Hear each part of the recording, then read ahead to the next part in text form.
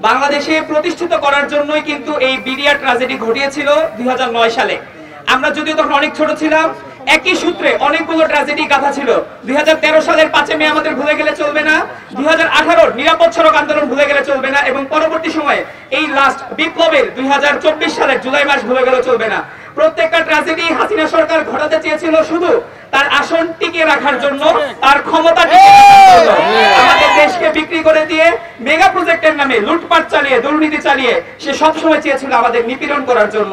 এবং আমি সেই জায়গা থেকেই বলছি যে বিডিআর এর যতগুলো পরিবার আজকে আপনারা এখানে দাঁড়িয়েছেন এবং যারা আসতে পারেননি, আপনাদের প্রতি, আমাদের ছাত্র সমাজের প্রতি গভীর সমবেদনা। 16 বছরেও আমরা হয়তো পারিনি আপনাদের পাশে দাঁড়াতে, তবে আমরা 2018 থেকে লাগাতার চেষ্টা করেছি কোন না কোন আন্দোলনের মধ্য দিয়ে আপনাদের পাশে দাঁড়াতে, বাক স্বাধীনতাকে ফিরিয়ে আনতে। এবং আলহামদুলিল্লাহ আপনাদের সকলের সহযোগিতায় আমরা 5 আগস্ট সেই বাক স্বাধীনতা ফিরে পেয়েছি। এবং আমরা আশাবাদী খুব শীঘ্রই আমাদের যে বিপ্লবী সরকার রয়েছেন তারা আমাদেরকে হতাশ করবেন না।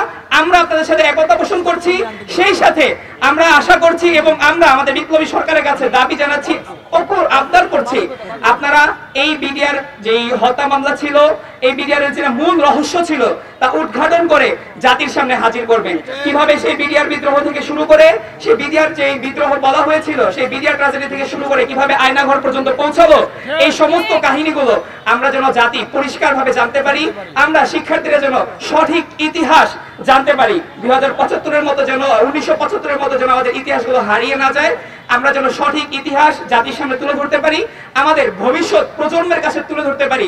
এটা এখন সময়ের দাবি। এবং আমরা যেহেতু ন্যায় বিচারের জন্য লড়াই করেছি, বাক স্বাধীনতা চেয়েছি, আমরা আশাবাদী বিডিআর এর কোনো পরিবার ইনশাআল্লাহ আপনারা এই বিপ্লবী সরকারের কাছ থেকে হতাশ হবেন না। সকলকে অসংখ্য ধন্যবাদ।